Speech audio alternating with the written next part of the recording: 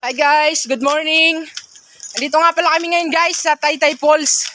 Ay mga Spackle Boys, nasa unahan.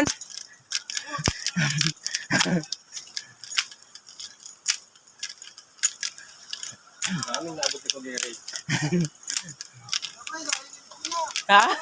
Naririnig mo na ba? Ang hagalpak ng tubig.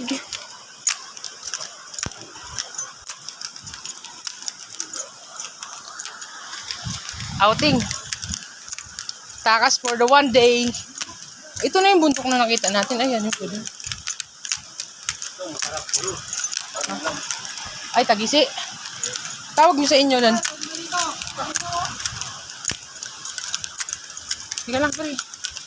Piling ko lang ano ito.